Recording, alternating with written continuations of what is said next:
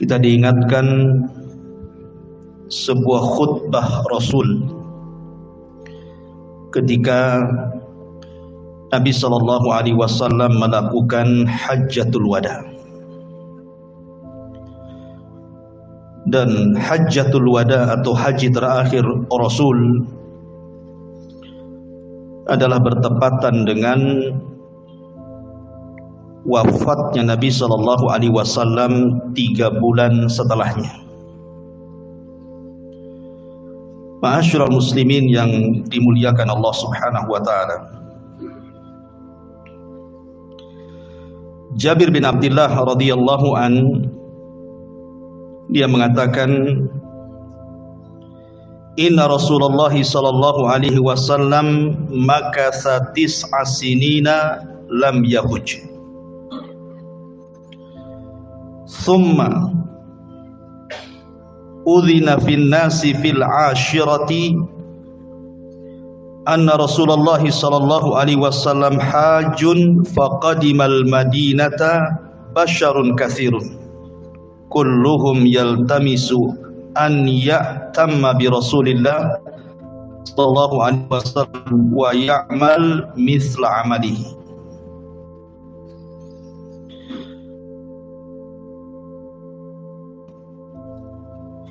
Nabi sallallahu sudah 9 tahun tinggal di kota Madinah dan dia belum haji. Kemudian diizinkan pada tahun ke-10-nya. Maka Nabi SAW pun haji. Maka diikuti oleh manusia yang banyak, dalam sirah sampai 100.000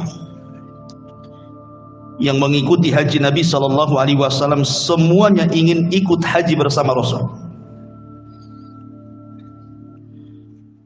Ketika Nabi SAW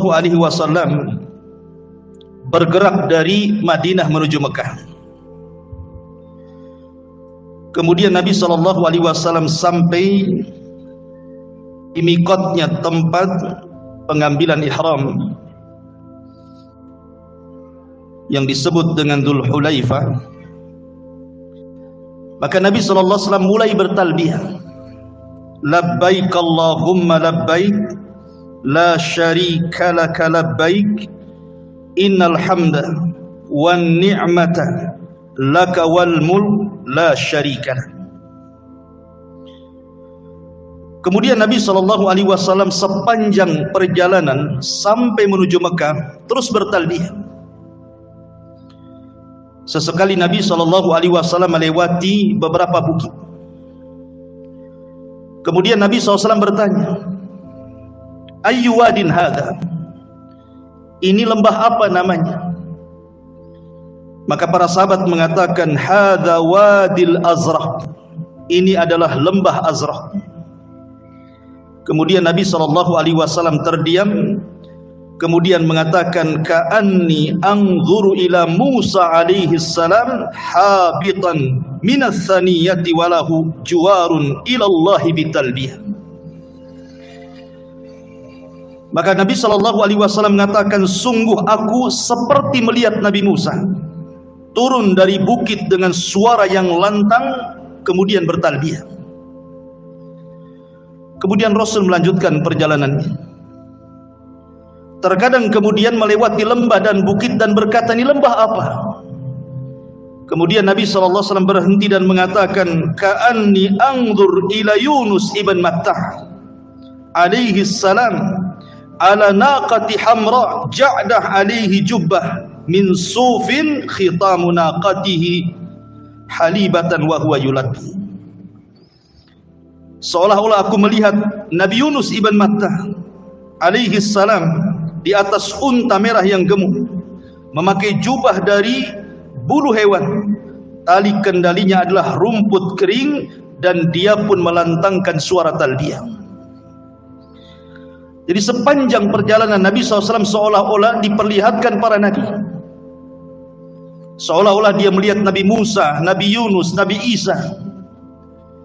Dan ketika Nabi SAW melihat Ka'bah, maka diingatkan dengan Nabi Allah Ibrahim alaihissalam.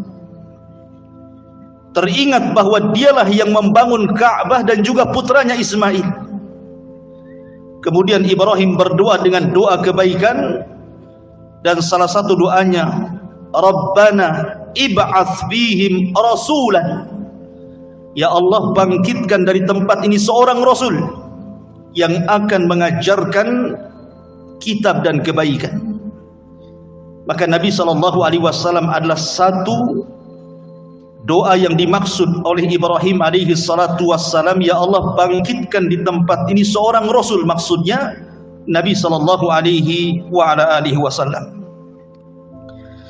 Kemudian setelah Nabi SAW, pada tanggal 8 Dzulhijjah, disinilah mulai setat haji yang disebut dengan hari Tarwiyah. Hari Tarwiyah, kenapa disebut Tarwiyah? Karena ketika Ibrahim alaihi salatu wassalam bermimpi, yang diceritakan kepada putranya Ismail, inni ara fil manami anni azbahuka fanzur madza tara. Wahai anakku, semalam ayahmu bermimpi bahwa aku menyembelih dirimu. Maka Ibrahim pun merasa bimbang, apakah ini adalah wahyu dari Allah atau hanya sekedar mimpi. Makanya disebut Tarwiyah. Baru setelah kemudian hari kedua, Ibrahim mimpi dengan mimpi yang sama, maka hari kedua disebut Arafah. Arafah itu artinya Ibrahim yakin, mengetahui sudah bahwa ini mimpi dari Allah Subhanahu wa ta'ala. Makanya Ibrahim langsung kemudian mendatangi Ismail dan menceritakan mimpinya, dan Ismail langsung menyambut mimpinya dan mengatakan, ya abatif alma tu'mar satajiduni insyaallahu minas sabirin. Wahai ayahku, kalau ini perintah Allah, lakukan saja, karena engkau akan mendapati aku insyaallah termasuk hamba Allah yang sabar. Maka hari Tarwiyah kemudian Rasul pun bergerak ke Mina. Maka di Mina inilah kemudian Nabi SAW salat duhur, asar, maghrib, isya dan juga fajar diqashar tanpa jamak. Kemudian ketika matahari meninggi pada hari ke-9 atau tanggal 9 Dzulhijjah, barulah Nabi SAW bertolak ke Arafah. Bertolak ke Arafah. Jadi ada yang mengatakan Arafah di situ karena mimpi kedua Ibrahim, sehingga dia Araf itu artinya mengenal, mengetahui, oh ini betul-betul mimpi dari Allah. Tapi ada juga yang mengatakan Arafah di situ karena pertemuan Adam dan Hawa. Jadi ketika Adam dan Hawa sudah dekat, yang disebut dengan Muzdalifah, kemudian betul-betul berjumpa di bukit yang kemudian saling mengenal, maka bukit itu disebut Arafah. Tapi yang jelas bahwa penentuan haji itu ada di Arafah, di wukuf di Arafah. Nanti terakhir kita akan jelaskan, karena banyak yang bertanya juga kepada saya tentang perbedaan waktu. Tentang perbedaan waktu pemerintah kita dengan wukuf di Arafah. Bagaimana nanti hukumnya? Apakah kita tetap melihat wukuf di Arafah kemudian kita puasa dengan melihat wukuf, ataukah kita tetap harus mengikuti pemerintah? Ma'asyiral muslimin yang dimuliakan Allah Subhanahu wa taala. Ketika Nabi SAW kemudian berjalan di atas untanya, di sini Allah Subhanahu wa taala turunkan ayat tentang kesempurnaan Islam. Allah Subhanahu wa taala berfirman, "Al-yauma akmaltu lakum dinakum wa atmamtu 'alaikum ni'mati wa raditu lakumul Islam madina." Pada hari ini kusempurnakan kepada kalian agama kalian, kusempurnakan nikmatku untuk Islam sebagai agama kalian. Dan ayat ini adalah ayat yang agung yang Allah turunkan kepada umat Islam. Sehingga ada seorang Yahudi datang kepada Umar bin Khattab. atau ada yang mengatakan kepada Salman Al-Farisi radhiyallahu anhu. Kemudian dia mengatakan, "Ya Salman, apakah nabimu, maksudnya Rasul, mengajarkan kepadamu segala sesuatu sampai ke ulu jamban?" Dalam kata orang Yahudi, seandainya ayat ini turun kepada kami bangsa Yahud, tentu kami akan menjadikan turunnya ayat ini sebagai Id ulang tahun bagi kami. Karena kebanggaan bahwa Islam itu agama yang sempurna. Kemudian Nabi Shallallahu Alaihi Wasallam terus bertolak di atas untanya. Disitulah kemudian Allah Subhanahu Wa Taala turunkan ayat yang merupakan akhir ayat yang turun kepada Rasul. Surah Al-Baqarah 281 Allah mengatakan, "Wattaqu yawman turja'una fihi ila Allah, summa tuwaffa kullu nafsin ma kasabat wa hum la yudhlamun." Inilah ayat yang terakhir itu. Allah mengatakan, takutlah kalian akan sebuah atau suatu hari yang kalian akan kembali semuanya kepada Allah, kemudian kalian akan diwafatkan dan membawa amalan kalian, dan kalian tidak mungkin dizalimi. Maka Nabi SAW pun kemudian mengatakan di hadapan manusia, "Ayyuhan nas, khudhu anni manasikakum, fa inni la adri la'alli la ahujju ba'da ami hadha." Kata Rasul, "Wahai manusia, ambillah dariku manasik-manasik haji kalian. Karena boleh jadi," kata Rasul, "ini haji terakhirku pada tahun ini dan kalian tidak mungkin menjumpai diriku lagi."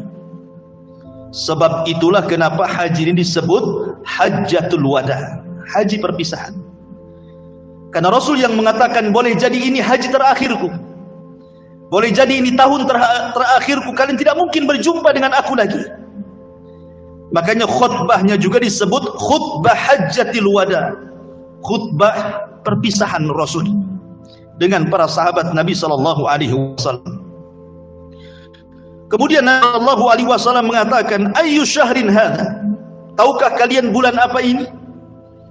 Maka sahabat mengatakan, "Allah wa rasuluhu alam." Allah dan Rasulnya yang tahu. Kemudian sahabat mengira bahwa Rasul akan mengganti nama bulan ini. Kemudian Rasul menjawab, "Bukankah ini Dzulhijjah?" Maka sahabat mengatakan, "Tentu." Kemudian Rasul mengatakan, "Fa ayyu baladin hadza?" Tahukah kamu negeri apa ini? Semua sahabat terdiam dan mengatakan Allah dan Rasulnya yang tahu. Sahabat mengira Rasul akan mengganti nama Mekah. Tapi Rasul mengatakan, "Bukankah ini Baladul Haram, negeri Mekah?" Sahabat mengatakan, "Ya." Kemudian Rasul mengatakan, "Fa ayyu yaumin hadza?" Tahukah kamu hari apa ini? Sahabat terdiam hanya mengatakan Allah dan Rasulnya yang tahu. Sahabat mengira bahwa Rasul akan mengganti hari Jumat, nama hari Jumat, tetapi Rasul mengatakan, "Bukankah ini Yaumun Nahari?" Karena bertepatan dengan hari Jumat ketika itu. "Bukankah ini adalah hari Jumat, Yaumun Nahari, hari penyembelihan kurban?" Maka sahabat mengatakan, "Kulna bala," tentu wahai Rasul.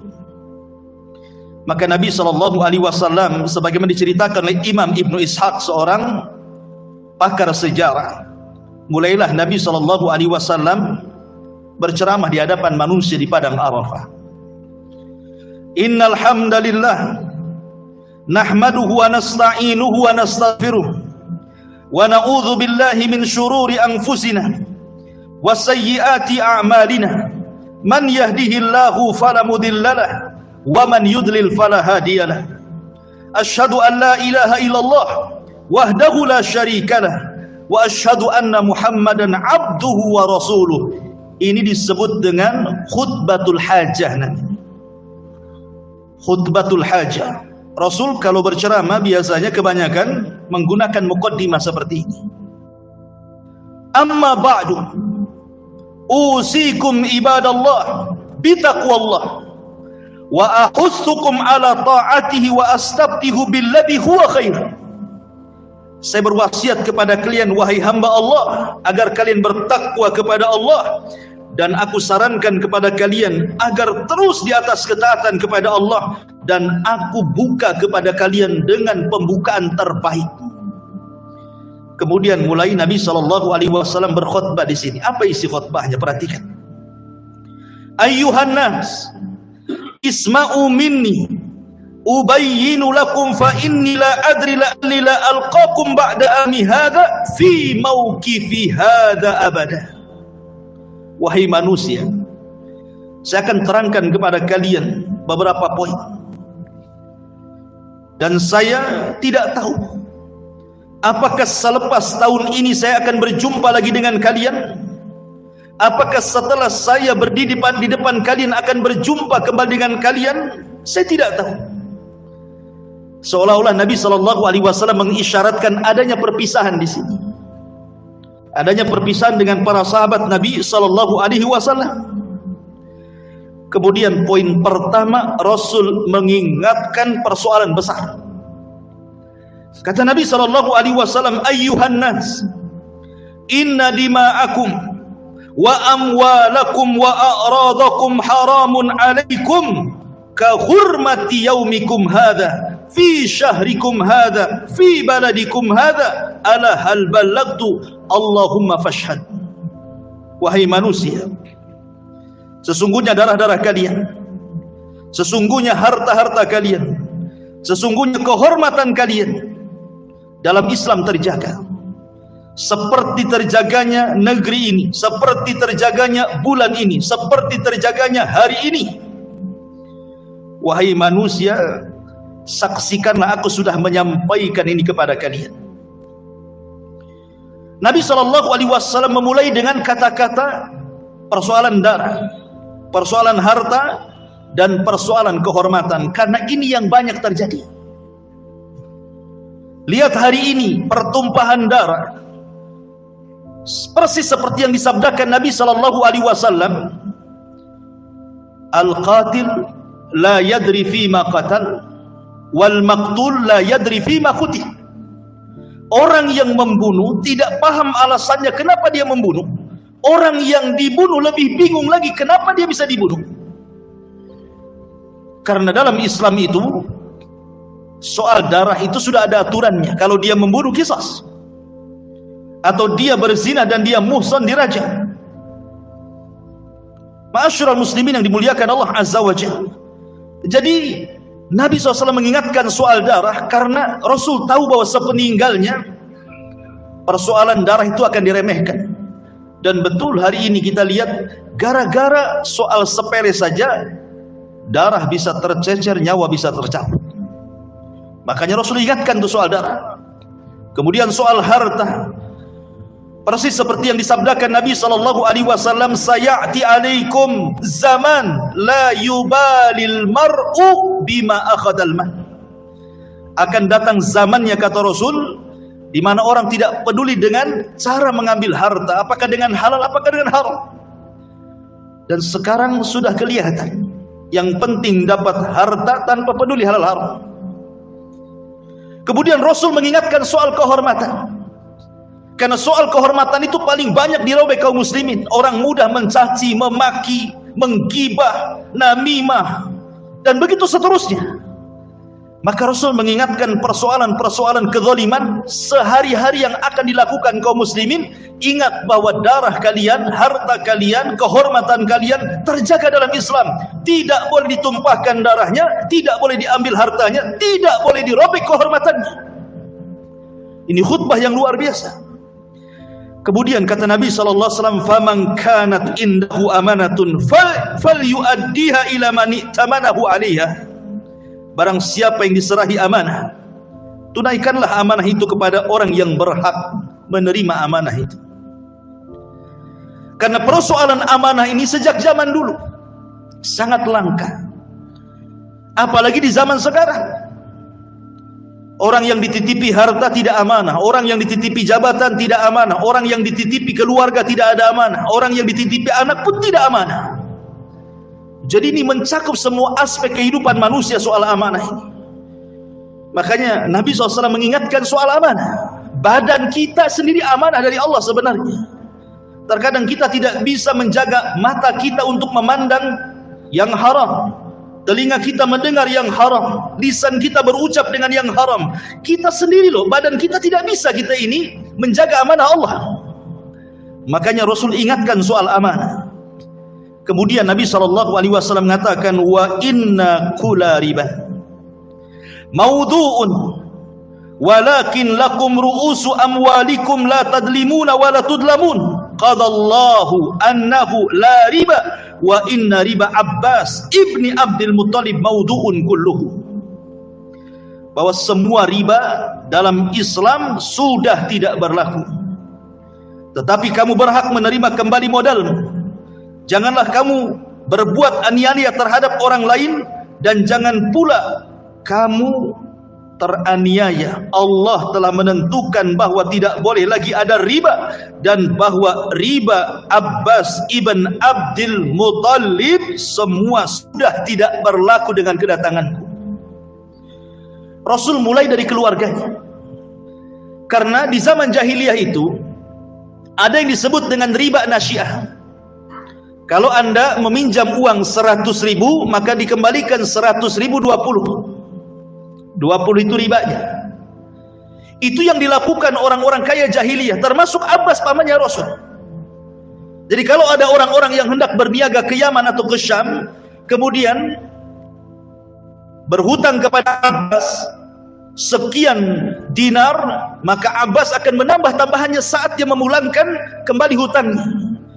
Makanya Rasul dimulai dari keluarganya. Pokoknya riba jahiliyah tidak ada lagi, termasuk Abbas ibn Abdul Muttalib pelaku riba tidak boleh ada lagi. Menunjukkan bahwa dakwah itu dimulai dari keluarga. Kenapa Rasul mengingatkan soal riba coba? Karena kita ini di zaman sekarang tidak mungkin lepas dari riba, masuk dalam lingkaran riba. Siapa yang selamat dari riba hari ini? Tidak ada. Semua punya ATM, semua punya simpanan uang di bank, semua orang transfer, menerima transfer, seolah-olah kita tidak bisa keluar dari situ. Padahal Nabi SAW sudah mengingatkan soal riba ini, karena riba ini persoalan berat, termasuk dosa besar. Dimimpikan Nabi SAW dalam mimpinya ketika melihat azab kubur. Dia melihat ada seseorang yang berenang di air darah, kemudian tidak bisa ke pinggir karena pinggir diberikan batu yang besar, kemudian dimasukkan, sehingga dia kepayahan berenang di tengah itu. Makanya Rasul ingatkan soal riba. Kemudian Nabi SAW mengingatkan soal dendam kesumat. Wa anna kulla damin kana fil jahiliyati mawdu'un wa inna awwala dima'ikum adha'u di dam ibni Rabi' bin Harith ibn al-Muttalib fakana mustarḍa'an fi Bani Laythin faqatalathu Hudailun huwa awwal ma abda'u bihi min dima'il jahiliyah. Rasul ingat, setiap dendam kesumat,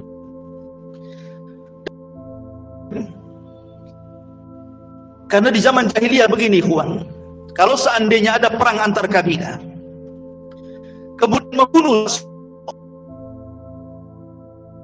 dia harus dendam. Dan dia bukan orang yang membunuh, yang jelas dia kabilah sana.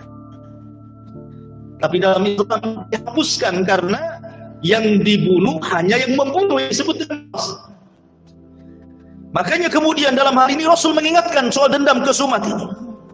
Ingatlah bahwa persoalan dendam, persoalan darah di zaman ini hapuskan, dan darah yang pertama kali kuletakkan darahnya, maka yang pertama kuletakkan darah dia. Dan masalah dendam ini di masyarakat luar biasa. Gara-gara dendam orang bisa membunuh kan? Terkadang yang salah anaknya dibunuh orang tuanya, yang salah orang tua dibunuh anaknya, yang salah satu orang dibunuh pula rame-rame. Dan begitulah dalam Islam, semua dihilangkan dalam khutbah ini. Kemudian Nabi SAW mengingatkan, amma ba'du ayyuhan nas, fa inna syaitana qad ya'isa min an yu'bada bi ardikum hadhihi abada, walakinnahu in yuta'a fima siwa dhalik faqad radiya bihi mimma tahkiruna min a'malikum daruhu ala dinikum. Kata Nabi SAW, wahai manusia, nafsu setan yang minta untuk disembah di negeri ini sudah tidak bisa lagi. Setan sudah putus asa untuk minta disembah. Akan tetapi kata Rasul, kalau kamu turutkan dia walaupun dalam hal-hal yang kamu anggap remeh, yang berarti merendahkan segala amal perbuatanmu, niscaya syaitan akan senang. Oleh karena itulah jagalah agama kalian dengan cara yang baik. Maksudnya begini, syaitan itu mungkin bagi orang-orang yang sering ke majelis ilmu, menjaga sholat 5 waktu, menyuruh antum untuk menyembah dia susah. Artinya dalam seperti menyembah berhala, menyembah patung dan yang lainnya mungkin susah orang kalau sudah bertauhid. Tapi syaitan akan mencari celah untuk menghancurkan amal kita. Dimasukkanlah amal kita dengan riya, dimasukkanlah amal kita dengan sum'ah, dengan takabur, meremehkan perkara-perkara kecil. Ini sunnah saja, nggak apa-apa, nggak diamalkan, dan begitu seterusnya. Setan akan mengambil celah ini. Dalam riwayat, walakin bitahrisi bainakum, tetapi setan berusaha untuk membuat kalian bergaduh, bertengkar, berikhtilaf. Terkadang ada satu masjid bermasalah antar pengurus, satu yayasan bermasalah antar pengurus, satu pesantren, satu organisasi, satu ormas, satu partai. Setan berusaha untuk ke situ. Ma'asyiral muslimin yang dimuliakan Allah Subhanahu wa taala. Kemudian Rasul sallallahu alaihi wasallam mengingatkan lagi tentang kemuliaan bulan Hurum. Kata Nabi sallallahu alaihi wasallam, ayyuhan nas, innaman nasi'u ziyadatun fil kufri yudhallu bihi alladhina kafaru yuhillunahu aman wa yuharrimunahu aman liyuwati'u iddata ma harrama Allah fayuhillu ma harrama Allah wa yuharrimu ma ahalla Allah wa inna zamana qad istadara alaikum kahayati yawma khalaqas samawati wal ard inna iddatash shuhuri indallahi 12 syahran minha arba'atul hurum salasatun mutawaliyatun dzulqa'dati wa dzulhijjati wal muharram war rajabul mudhar bainal jumada wa sya'ban. Kata Nabi sallallahu alaihi wasallam, wahai manusia, menunda-nunda berlakunya larangan bulan suci berarti memperbesar kekufuran. Dengan itu orang-orang kafir tersesat. Pada satu tahun mereka melanggar dan pada tahun berikutnya mereka mensucikan. Untuk disesuaikan dengan jumlah yang sesuai telah disucikan Allah, kemudian mereka menghalalkan apa yang sudah diharamkan Allah atau mengharamkan apa yang dihalalkan Allah Azza wa Jalla. Zaman itu berputar. Allah telah menciptakan langit dan bumi, dan jumlah bulan itu 12 dalam setahun. Dari 12 bulan itu ada 4 bulan suci, 3 berturut-turut, 1 terpisah. Dzulqa'dah, Dzulhijjah, Muharram, kemudian bulan Rajab, bulan di antara Jumadil Akhir dan bulan Sya'ban, kata Rasul. Artinya begini, orang-orang jahiliyah itu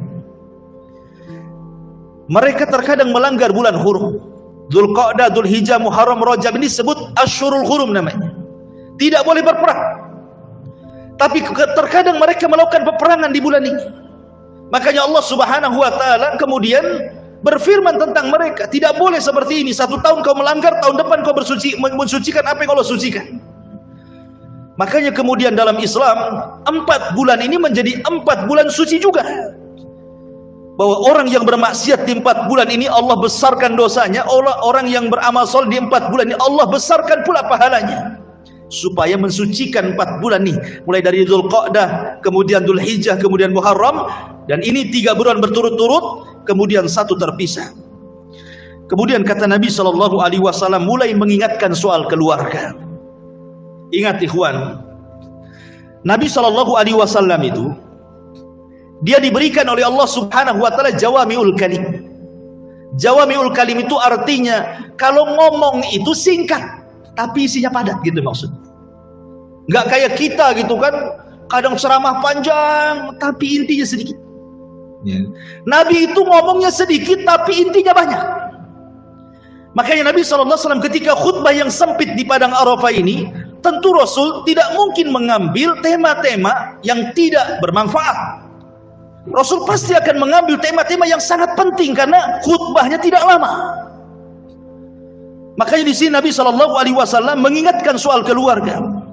Kata Nabi SAW, ayyuhan nas, fa inna lakum ala nisaikum haqqa wa lahunna alaikum haqqa lakum alaihinna alla yuti'na furushakum ahadan takrahuna wa alaihinna alla ya'tina bifahishatin mubayyinah fa in fa'alna fa innallaha qad adina lakum an tahjuruhunna fil madaji wadribuhunna dharban ghaira mubarrih fa in intahayna falahunna rizquhunna wa kiswatuhunna bil ma'ruf wastausu binisa'i khairan fa innahunna indakum awanun la yamlikuna li anfusihinna syai'an wa innakum innama akhadtumuhunna bi amanatillah wastahlaltum furujahunna bi kalimatillah fattaqullaha fin nisa wastausu bihinna khaira ala hal balagtu Allahumma syhad.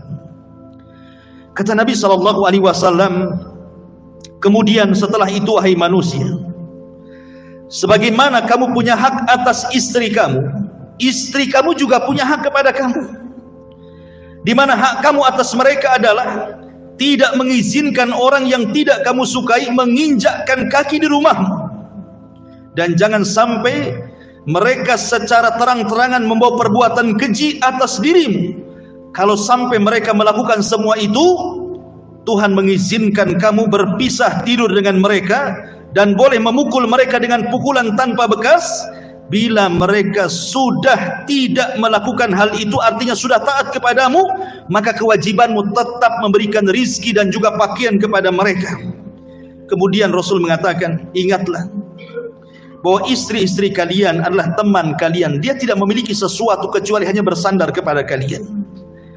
Kalian mengambil dengan amanah Allah dan kalian menghalalkan kemaluannya dengan kalimat-kalimat Allah. Bertakwalah kepada Allah terhadap wanita-wanita kalian, maka perbaikilah pergaulan kalian dengan istri-istri kalian dengan baik. Di sini Nabi SAW kenapa kemudian memfokuskan urusan keluarga? Karena baiknya sebuah negara itu dimulai dari keluarga. Ingat, baiknya sebuah bangsa itu dimulai dari keluarga. Kalau seluruh keluarga muslim dalam sebuah bangsa dan negara itu semua baik, pasti pemimpinnya akan baik. Kenapa demikian? Karena tidak mungkin rakyat yang baik memilih pemimpin yang tidak baik. Mustahil. Rakyatnya sholat, tidak mungkin memilih pemimpin yang tidak sholat. Kemudian rakyatnya amanah, tidak mungkin pula memilih pemimpin yang tidak amanah. Rakyatnya suka beribadah, tidak mungkin pula kemudian memilih pemimpin yang tidak suka ibadah. Pasti akan memilih yang baik. Nabi SAW memilih miniatur negara yang paling kecil, keluarga, untuk mengambil sesuatu yang luas. Kalau anda sudah memperbaiki keluarga kalian, maka pasti bangsa dan negara ini akan baik. Karena pemimpin itu cerminan rakyat. Pemimpin yang jahat karena rakyatnya jahat. Pemimpin yang baik karena rakyatnya baik. Makanya Allah mengatakan, innallaha la yughayyiru ma biqaumin hatta yughayyiru ma bi anfusihim. Allah tidak mungkin merubah sebuah kaum sampai mereka robah diri mereka sendiri. Tidak bisa rakyat kemudian mencela pemerintah, meminta agar pemerintah baik kalau mereka juga tidak baik. Bagaimana caranya? Karena pemimpin itu lahir dari rakyat masalahnya. Ma'asyiral muslimin yang dimuliakan Allah, maka di sini Rasul mengajarkan soal tatanan keluarga di sini. Bahwa istri punya hak, suami juga punya hak. Masing-masing ada haknya dan harus dijalankan. Kalau suami istri itu sudah menjalankan haknya masing-masing, saya kira apa yang difirmankan Allah Subhanahu wa taala itu akan menjadi sebuah fakta dalam kehidupan rumah tangga. Wa min ayatihi an khalaqalakum min anfusikum azwaja litaskunu ilaiha wa ja'a bainakum mawaddatan wa rahmah inna fi dzalika laayatin liqaumin yatafakkarun. Tujuan berumah tangga itu sakinah, mencari ketenangan. Dari ketenangan lahirlah cinta, lahirlah kasih sayang, dan itu mukjizat dari Allah Subhanahu wa taala. Ma'asyiral muslimin yang dimuliakan Allah Subhanahu wa taala. Kemudian Rasul mengingatkan kembali, ayyuhan nas, Isma'u qauli wa'qil, wahai manusia, dengarkan, pegang ucapanku, kata Rasul. Anna kulla muslimin akhun li muslim wa annal muslimina ikhwatun fala yahillu limri'in min akhihi illa ma a'tahu an tibi nafsi minhu fala tadlimuhunna anfusakum. Dengarkan wahai manusia, setiap muslim itu bersaudara buat muslim yang lainnya, dan kaum muslimin semuanya bersaudara. Tetapi seseorang tidak dibenarkan mengambil sesuatu dari saudaranya kecuali jika dengan senang hati diberikan kepadanya. Maka janganlah kalian saling mendolimi antar diri kalian. Rasul tahu pentingnya persatuan, tahu pentingnya ukhuwah. Karena kalau sesuatu itu sudah bercerai-berai, pasti akan mengalami kelemahan dan kemunduran. Lihat ketika Nabi SAW bercerita soal kelemahan kaum muslimin di akhir zaman. Kata Nabi SAW, aku khawatir kondisi kalian itu seperti nampan yang berisi makanan kemudian dikeroyok oleh orang-orang yang kelaparan. Kaum muslimin, dan yang mengeroyok itu orang-orang luar Islam. Sahabat bertanya, ya Rasulullah, amin qillatin nahnu yauman, apakah karena sedikitlah kami pada hari itu?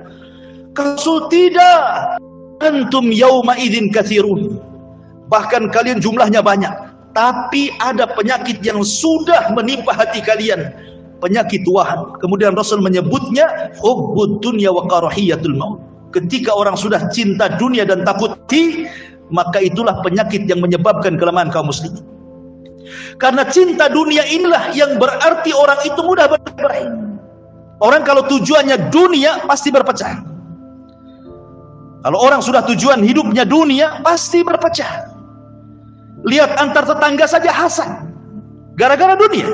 Itu Anda tetangga yang koper rumahnya dengan kita, dia bisa hasad dengan kita.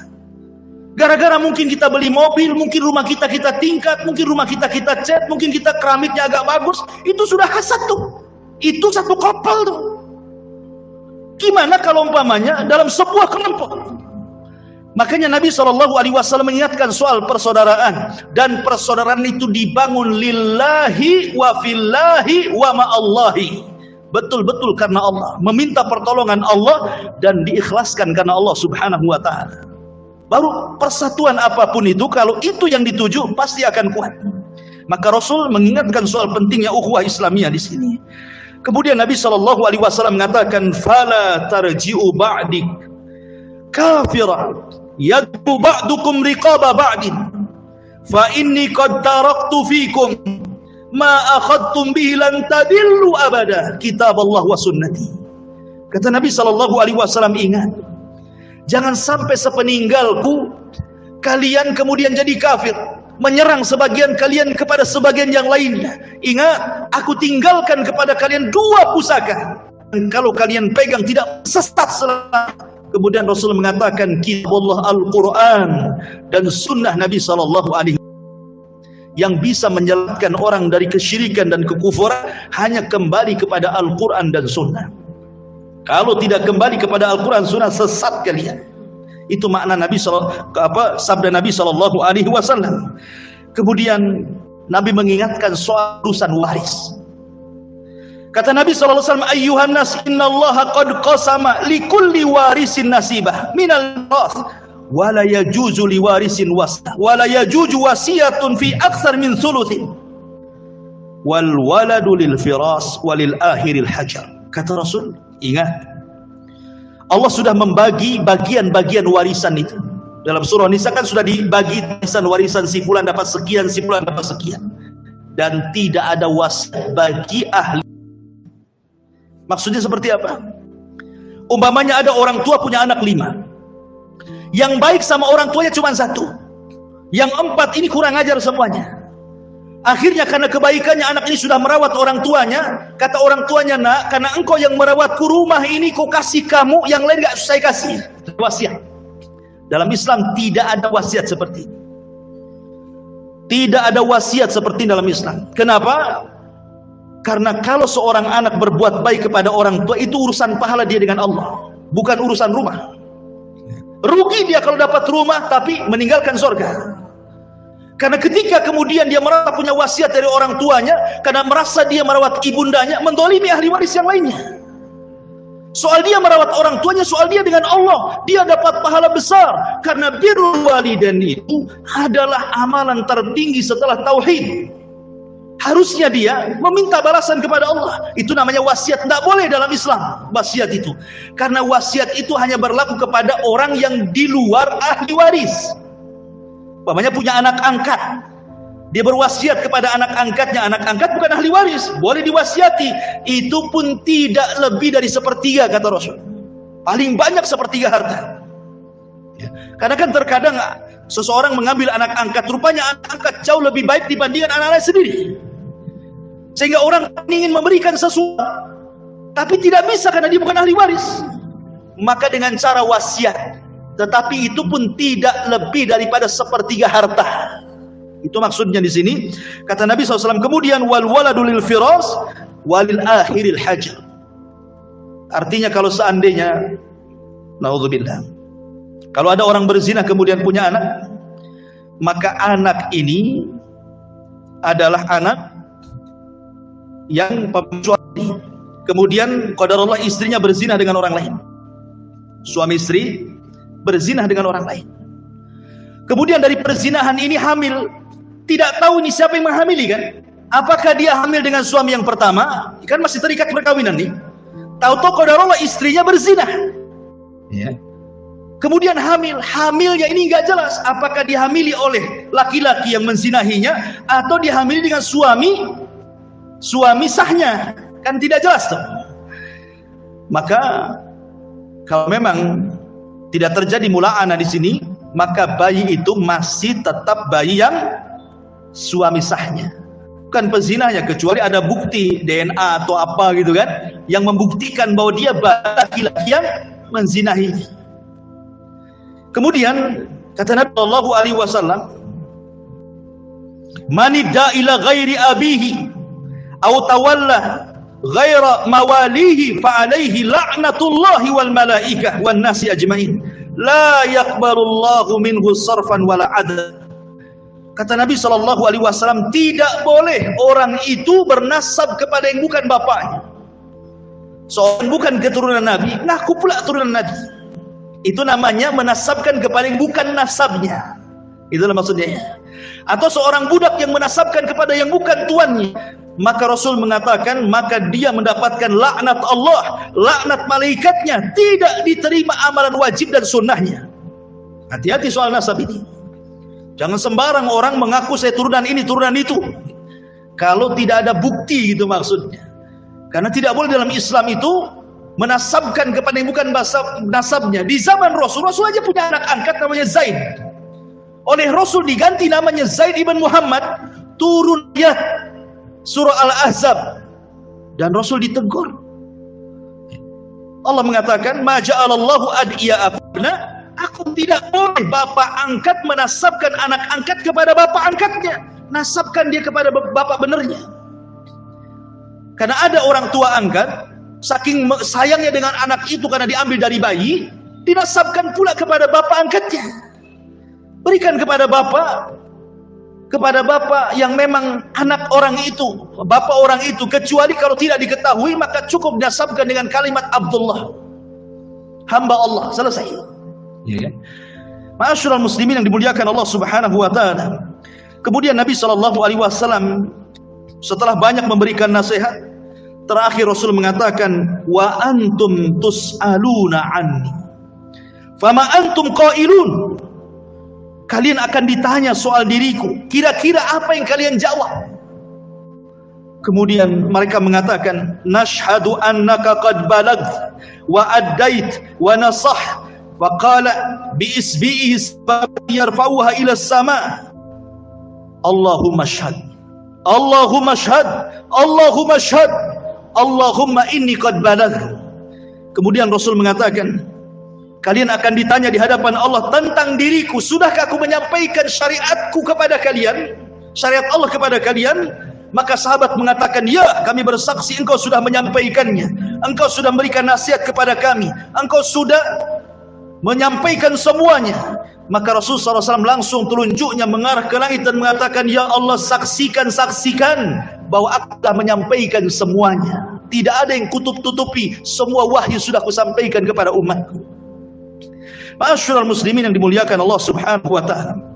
Setelah Nabi SAW, dan ini adalah inti poin daripada khutbatul hajat fil wada, khutbah hajat ketika haji wada. Kemudian setelah itu Nabi SAW pulang. Setelah hajatul wada, Nabi SAW bertolak dari Mekah menuju Madinah. Disinilah Nabi SAW mulai terasa sakit-sakitan. Karena ingat bahwa dari hajatul wada ke wafatnya Nabi SAW itu hanya 3 bulan. Habis itu Rasul meninggal. Jadi ketika Nabi SAW kemudian pulang dari hajatul wada, kemudian 9 hari sebelum wafatnya Nabi SAW terasa amat sangat berat, sakit parah, tidak bisa bangun. Tapi Nabi SAW berusaha memaksakan diri untuk berziarah kepada kuburan syuhada Uhud. Maka dipapahnya Nabi SAW menuju Uhud. Ketika sampai di Uhud, Nabi SAW mengucapkan salam kepada mereka. Assalamu alaikum ya syuhada Uhud, antum sabiqun, wa inna insyaallah bikumul lahiqun, wa inna insyaallah bikumul lahiqun. Kata Nabi SAW, keselamatan bagi kalian wahai syuhada Uhud. Kalian sudah mendahului kami, tapi kami juga akan menyusul kalian. Kami juga akan menyusul kalian. Seolah-olah Nabi SAW ingin mengingatkan para sahabat yang ikut bersama Rasul ziarah ke kuburan Uhud itu. Rasul ingin katakan bahwa sesungguhnya kenikmatan yang kalian sekarang rasakan itu karena pengorbanan mereka. Kenikmatan yang kalian rasakan hari ini, termasuk kita juga di sini. Kita sekarang mendapatkan nikmat yang luar biasa. Kita bisa mengamalkan Islam. Antum bisa hadir di majelis ilmu, antum bisa salat dengan tenang, mencari nafkah dengan enak, mendapatkan daya Islam. Seolah-olah Rasul ingin mengatakan itu semua perjuangan mereka, para syuhada Uhud itu. Makanya Rasul ingin menggiring manusia, itulah pengorbanan para sahabat dan pengorbanan Nabi SAW sehingga agama sampai kepada kita. Namun disayangkan setelah 14 abad berlalu, ternyata ada orang yang tidak tahu bersyukur akan kebaikan Rasul dan para sahabat. Di antara mereka ada yang mencaci maki sahabat, di antara mereka yang mencaci maki Nabi SAW, sementara dia seorang muslim. Ingat bahwa Islam sampai kepada kita ini dengan perjuangan. Bukan dengan mudah mereka sampaikan Islam kepada kita, dengan darah mereka, dengan waktu mereka. Kok aneh setelah 14 abad yang kemudian berlalu, kok ada orang yang berani mencela Abu Bakar, Umar, Utsman. Makanya Rasul jauh-jauh hari sudah mengatakan, la tasubbu ashabi, jangan kalian cela sahabat. Karena kalau sekali salah seorang di antara kalian berinfak 1 gunung Uhud, kalian tidak mungkin mengimbangi pahala para sahabat walaupun 1 mud atau setengah mud, kata Rasul. Bayangkan. Kemudian setelah itu Nabi SAW mengatakan di hadapan para sahabat, kata Nabi SAW, wadidtu anni laqitu ikhwani, aku rindu ingin berjumpa dengan teman-temanku, kata Rasul. Sahabat heran. Makanya sahabat mengatakan, awalasna ikhwanuka ya Rasulullah. Rasul, kami kan teman-temanmu, sahabat-sahabatmu, kami ini teman-temanmu.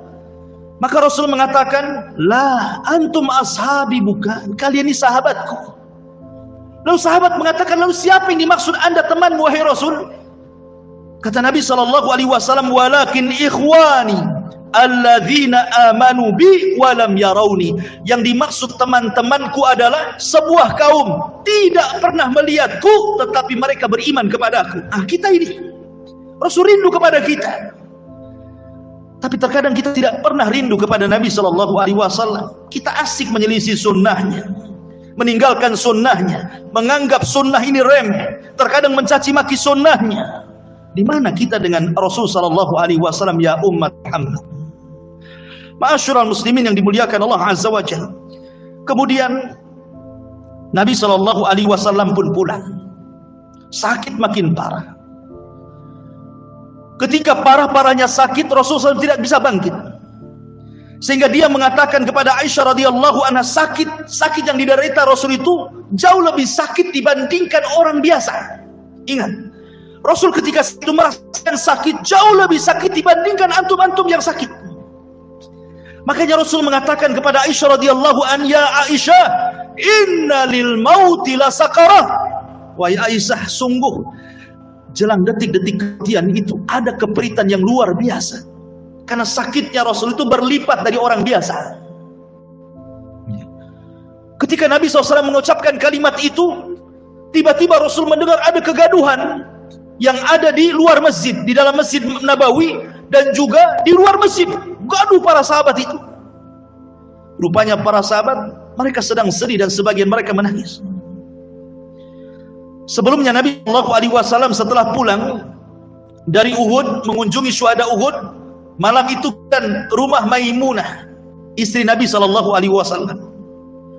Kemudian Rasul meminta kepada Maimunah, bisakah kau hadirkan semua istri-istriku? Maka semua istrinya hadir di rumah Maimunah. Kemudian Rasul mengatakan, apakah kalian mengizinkan aku untuk tinggal di rumah Aisyah? Maka semua istri-istrinya mengizinkan, silakan wahai Rasul. Tapi Rasul tidak sanggup berjalan karena sudah sakit parah. Maka datanglah Ali radhiyallahu anhu dengan Fadl bin Abbas, mapah Rasul dari rumah Maimunah ke rumah Aisyah radhiyallahu anha. Di rumah Aisyah inilah, ketika dari rumah Maimunah ke rumah Aisyah, kan dilihat para sahabat. Melihat bagaimana Rasul lunglai, sakit parah, tersebarlah berita ini hampir ke seantero Madinah. Akhirnya warga-warga Madinah, para sahabat semua berdatangan dan berjumpal di masjid Nabi SAW. Sebagian sedih dan menangis sehingga suara mereka sampai masuk ke rumah Aisyah radhiyallahu anha. Sehingga Rasul bertanya kepada Aisyah, ini suara siapa wahai Aisyah? Maka Aisyah radhiyallahu anha mengatakan, itu suara sahabat-sahabat engkau wahai Rasul, mereka takut akan kondisimu. Maka akhirnya kemudian Nabi SAW meminta kepada Ali dan Fadl, tolong papah aku ingin berjumpa dengan sahabatku. Maka dipapahlah Nabi SAW yang sangat lemas kali itu. Kemudian dinaikkan ke atas mimbar, dan itulah wasiat terakhir diwasiatkan Nabi SAW. Apa wasiatnya?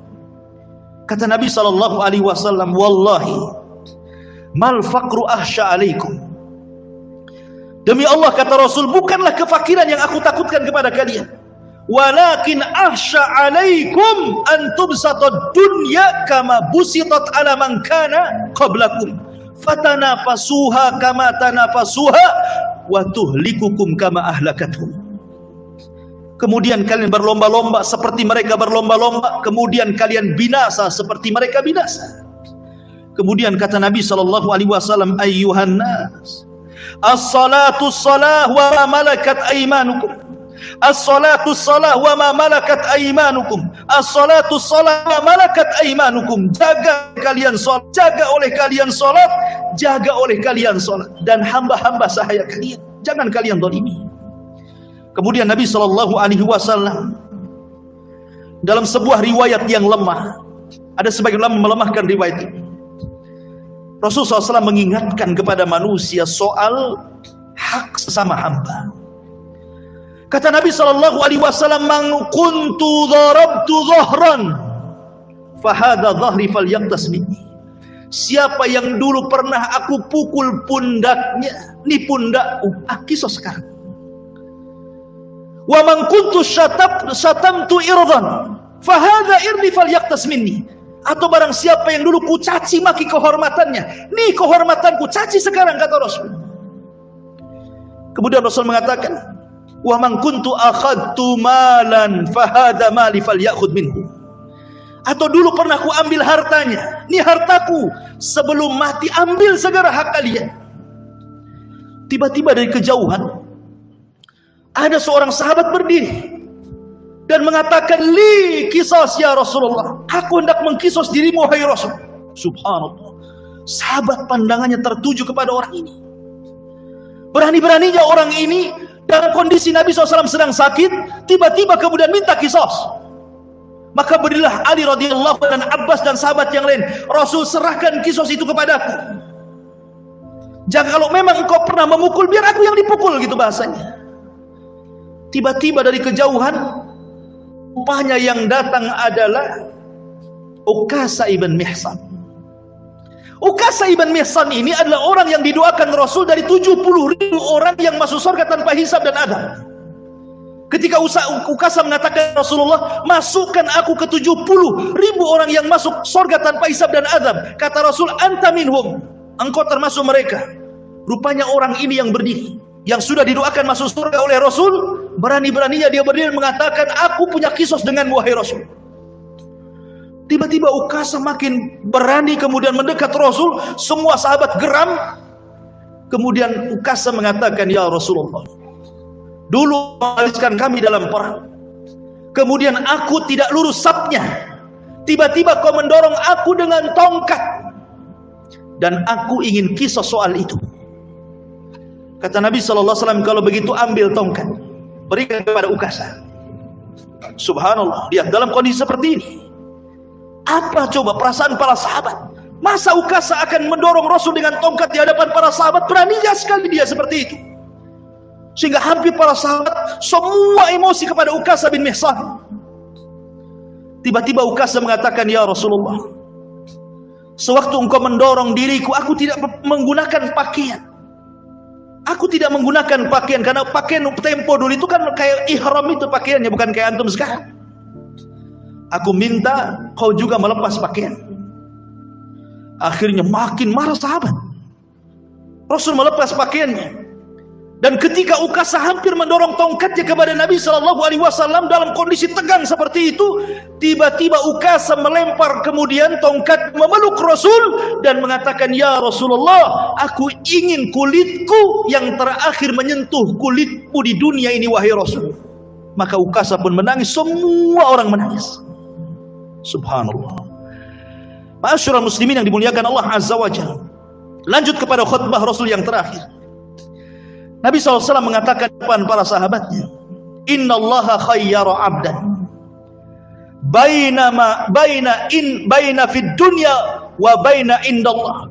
Sesungguhnya Allah sudah memilih seorang hamba. Apakah dia mau diberikan dunia dan kenikmatannya, ataukah dia dipulangkan dan diberikan kenikmatan yang ada di sisi Allah Subhanahu wa taala? Dan hamba ini memilih apa yang di sisi Allah dibanding di dunia. Tiba-tiba Abu Bakar menangis. Menangis dengan sangat kencang. Kemudian sahabat ketika itu melarang Abu Bakar dan mengatakan, ya Abu Bakrin lima tuqatiu kalaman Nabi. Hei Abu Bakar, kenapa kau memutus ucapan Nabi? Biarkan dia berkhutbah. Abu Bakar paham. Kalimat abdan, hamba, dalam teks khutbah Rasul itu bukan siapa-siapa, maksudnya Nabi. Itu yang dipahami Abu Bakar. Makanya Abu Bakar kemudian berteriak dan mengatakan, fadainaka bi abaina, fadainaka bi ummahatina, fadainaka bi auladina, fadainaka bi amwalina ya Rasulullah, wa fadainaka bi arwahina ya Rasulullah. Rasul, kami tebus dirimu dengan bapak, ibu, anak kami, harta kami, bahkan jiwa kami, asal engkau jangan meninggalkan kami. Kemudian para sahabat makin menyalahkan Abu Bakar supaya diam. Rasul ingin membela Abu Bakar dan mengatakan, da'uhu Abu Bakrin yatakallam. Biarkan Abu Bakar bicara, biarkan dia bicara.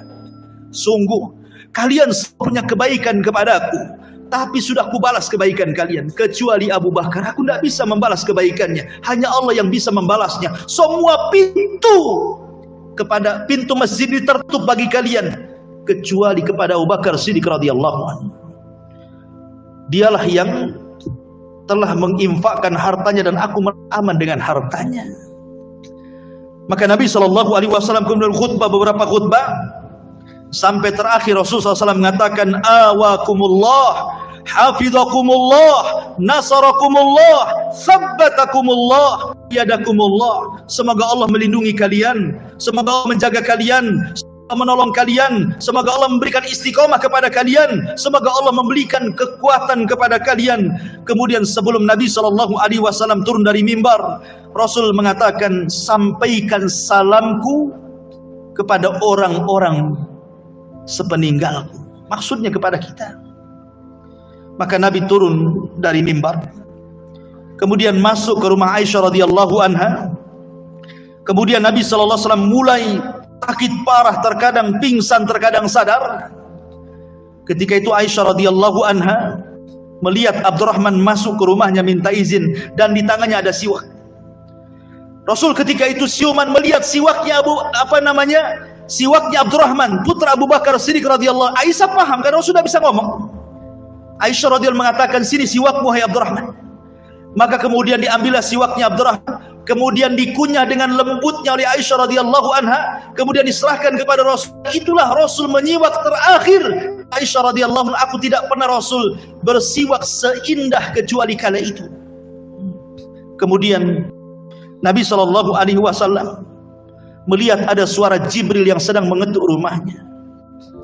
Kemudian Rasul memerintahkan semua orang yang ada di rumah itu suruh keluar, kecuali Aisyah radhiyallahu anha, karena Rasul berada di pangkuan Aisyah. Tiba Jibril datang. Kemudian Jibril mengatakan, ya Rasulullah, malakul maut bil bab. Ya Rasulullah, malaikat maut ada di depan pintu. Yasta'dinu an yadkhulika, dia minta izin untuk masuk kepadamu. Kemudian kata Rasul sallallahu alaihi wasallam, aku izinkan masuk saja. Maka Jibril pun kemudian dengan malakul maut masuk ke kamar Aisyah radhiyallahu anha. Kemudian dia mengatakan, assalamu alayka ya Rasulullah, kata malaikat maut, keselamatan bagi engkau wahai Rasul. Arsalanillah ukhayyiru, aku diperintahkan Allah untuk memberikan pilihan kepadamu wahai Muhammad. Bainal baqa'i fid dunya wa baina antal haqqa billah.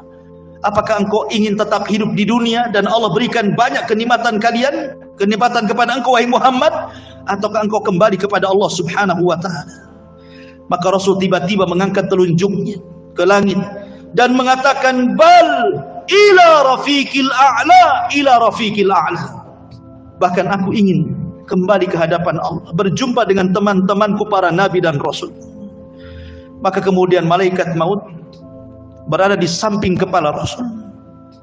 Kemudian mengatakan, ya ayyatuhar ruhut thayyibah, ruhu Muhammad ibn Abdullah, ukhruji ila ridhan minallahi wa ridwan wa rabbun radin ghaira ghadban. Wahai ruh yang baik, ruhnya Muhammad ibn Abdullah, keluarlah kepada keridhaan Allah, dan engkau akan mendapatkan ridha dari Allah tanpa ada kemurkaan dari Allah Subhanahu wa taala. Maka Rasul mengatakan, la ilaha illallah, la ilaha illallah, wa inna lil mauti lasaqarat. Maka Rasul mengucapkan kalimat tauhid, kemudian rohnya dicabut oleh malaikat maut dan kembali kepada Allah Subhanahu wa taala. Ketika Nabi sallallahu alaihi wasallam sudah tidak berruh lagi, ruhnya sudah dicabut malakul maut, Aisyah radhiyallahu anha, namanya istri yang paling dicintai Rasul dan mencintai Rasul, bingung harus mengucapkan kalimat apa. Sehingga dengan gemetarnya dia mengatakan, mata Rasulullah, mata Rasulullah. Rasul sudah mati, Rasul sudah meninggal. Ketika mendengar teriakan Aisyah radhiyallahu anha bahwa Rasul sudah meninggal, semua sahabat yang ada di Masjid Nabawi semua menangis. Ali radhiyallahu anhu tidak percaya, dia tidak bisa bangkit dari duduknya saking enggak percayanya. Utsman bin Affan seperti anak-anak menoleh ke kiri dan ke kanan. Umar langsung pulang mengambil pedangnya, kemudian mengatakan, siapa yang mengatakan Muhammad sudah mati, ku penggal lehernya. Kecuali Abu Bakar Siddiq radhiyallahu anhu. Datang di Abu Bakar Siddiq radhiyallahu anhu, langsung masuk ke kamar Aisyah, mencium kening Rasul dan mengatakan, tibta anta hayyan wa mayyitan ya Rasulullah, sungguh kondisimu baik-baik ketika engkau hidup ataupun mati wahai Rasul. Kemudian Abu Bakar keluar menenangkan Umar dan mengatakan, ya Umar, diam wahai Umar. Kemudian Umar pun dia mencoba masuk ke kamar Nabi, dipastikan bahwa Rasul sudah meninggal. Setelah Umar memastikan bahwa Rasul sudah meninggal, dia pun menyingkir mencari tempat yang tidak ada orang. Menangislah Umar di situ. Kemudian Rasul naik, Abu Bakar ke atas mimbar mengingatkan para sahabat Nabi SAW dan mengatakan, ayyuhan nas, man kana minkum ya'budu Muhammadan fa inna Muhammadan qad mat. Man kana minkum ya'budullaha fa innallaha hayyun la yamut. Wahai manusia, siapa di antara kalian yang masih menyembah Muhammad? Lihat, Muhammad sudah mati. Tetapi siapa di antara kalian yang masih menyembah Allah Subhanahu wa taala? Allah zat yang tetap hidup. Kemudian Abu Bakar membacakan sebuah ayat, kata para sahabat, sungguh seolah-olah ayat itu baru. Apa ayatnya? Abu Bakar membacakan, wa ma Muhammadun illa rasulun qad khalat min qablihi rusul.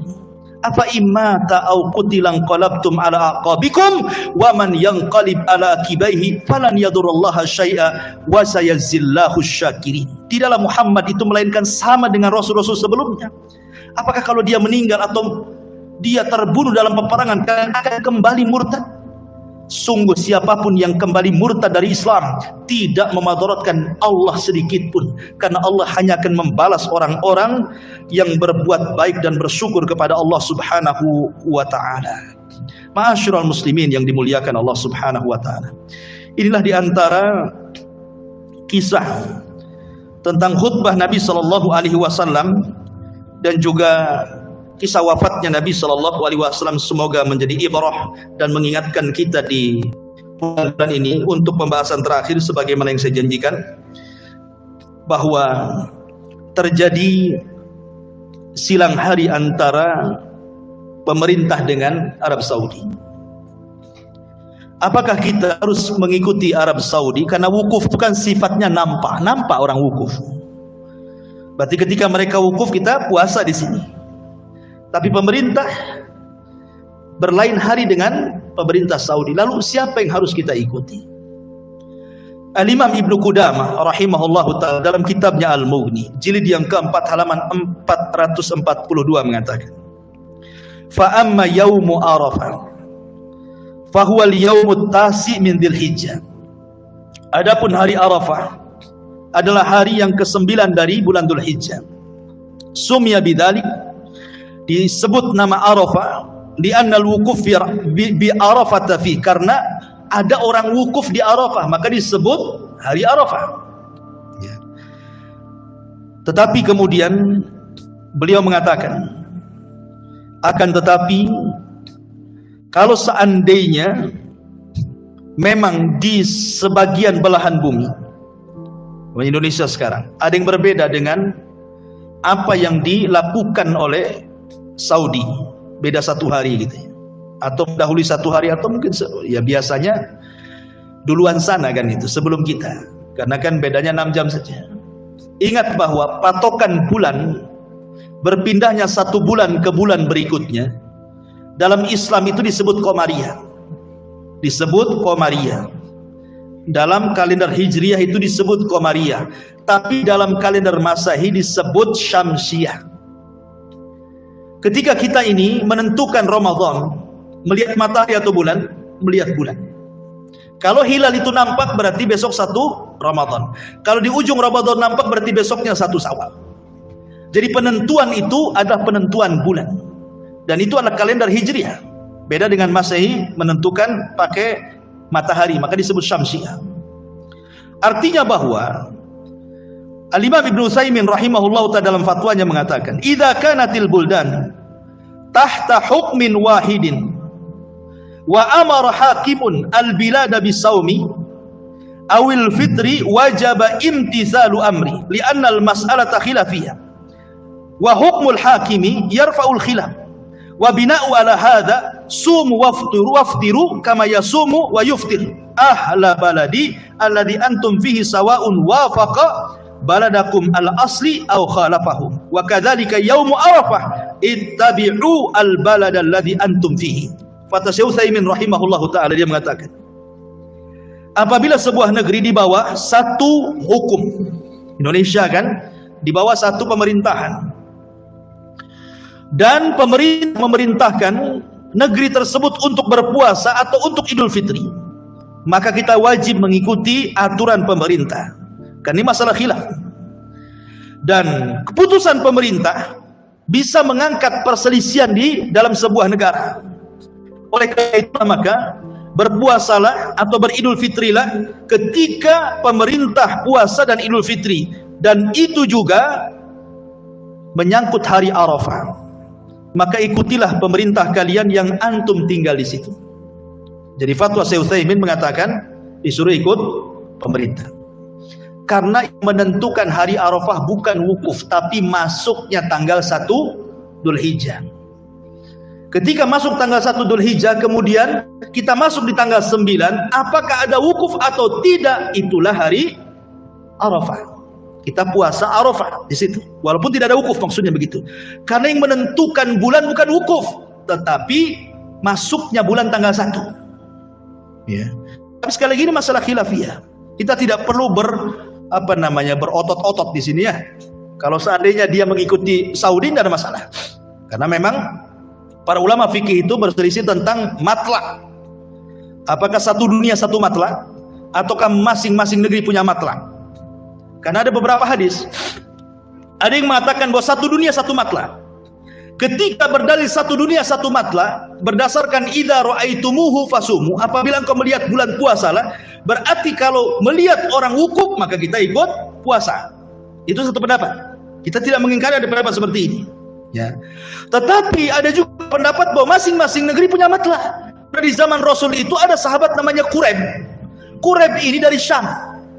Di masa khilafah Mu'awiyah, dia safar di tengah Ramadan ke Madinah, berjumpa dengan Abdullah ibn Abbas. Tiba-tiba di Syam hari Jumat puasanya, di Madinah hari Sabtu.